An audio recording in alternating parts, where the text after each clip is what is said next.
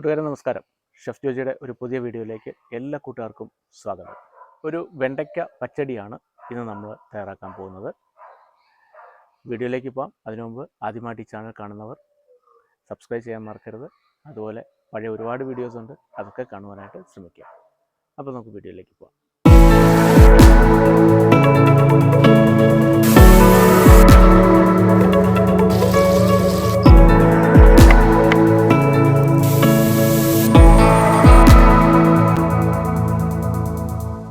ഇന്നത്തെ വീഡിയോയുടെ പ്രത്യേകത എന്ന് പറഞ്ഞാൽ പച്ചടിക്ക് ആവശ്യമായിട്ടുള്ള വെണ്ടയ്ക്ക നമ്മുടെ അടുക്കളത്തോട്ടത്തിൽ നിന്ന് തന്നെയാണ് എടുക്കുന്നത്. അതിനാവശ്യത്തിനുള്ള വെണ്ടയ്ക്കെല്ലാം കട്ട് ചെയ്തെടുക്കുകയാണ്. ഇത് ഈ വർഷം ആദ്യത്തെ ഫലമാണ്, അതുകൊണ്ട് അധികമില്ല, കുറച്ച് മാത്രമേ ഉള്ളൂ. ഇപ്പോൾ ഇന്ന് എനിക്കൊരു 5 വെണ്ടയ്ക്ക മാത്രമേ കിട്ടിയിട്ടുള്ളൂ. അപ്പോൾ ഇതുകൊണ്ടാണ് നമ്മളിന്ന് പച്ചടി ഉണ്ടാക്കാൻ പോകുന്നത്.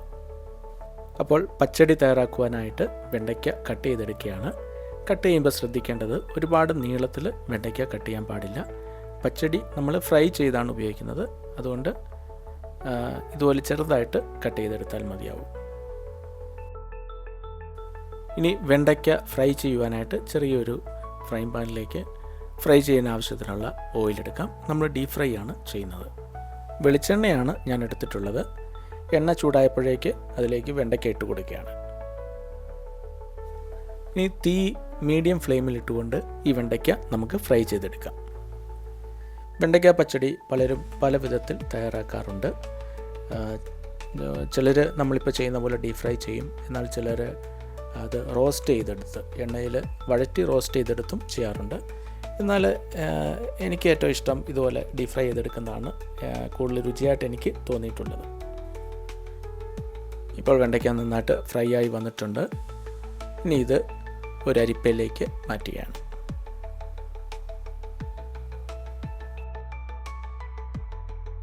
ഇനി മിക്സിയുടെ ചെറിയ ജാർ എടുക്കാം. അതിലേക്ക് 1 കപ്പ് ചിരകിയ തേങ്ങ ഇട്ടിട്ടുണ്ട്. ഇതിലേക്ക് 1/4 ടീസ്പൂൺ ജീരകവും, അതായത് സാദാ ജീരകമാണ് എടുത്തിട്ടുള്ളത്. ഒരു 1/2 ടീസ്പൂൺ കടുകും എടുത്തിട്ടുണ്ട്. ഇനി ഇത് നന്നായി പേസ്റ്റ് ചെയ്തെടുക്കാം. ഇനി വെണ്ടയ്ക്ക തയ്യാറാക്കുവാനായിട്ട് ഒരു പാൻ എടുക്കാം.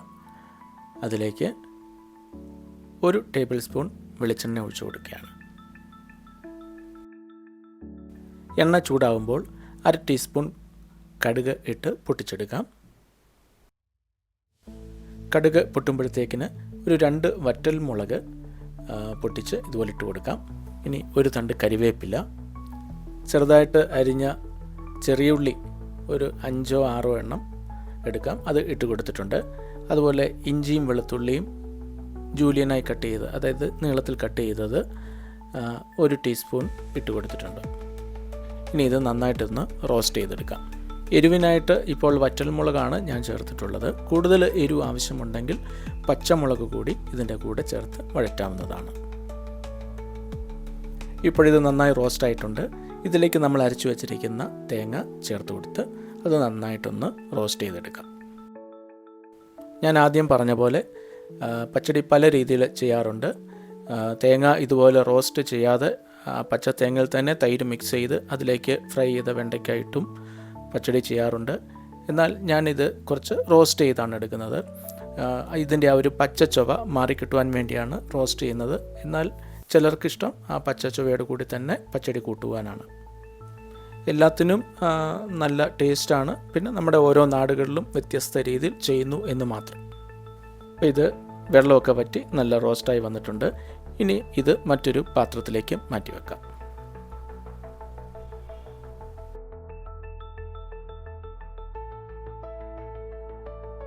ഇത് തണുത്തതിന് ശേഷം ഇതിലേക്ക് കട്ടത്തൈര് ഒഴിച്ചു കൊടുക്കാം. പച്ചടിക്ക് ആവശ്യത്തിനുള്ള ഉപ്പും ഈ സമയത്ത് ചേർത്ത് കൊടുക്കാം.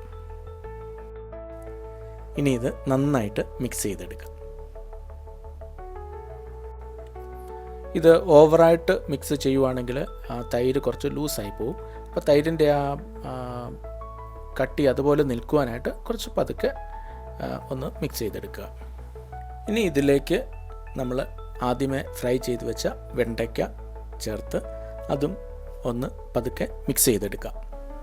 ഇപ്പോൾ വളരെ രുചികരമായ വെണ്ടയ്ക്ക പച്ചടി റെഡിയായി കഴിഞ്ഞു.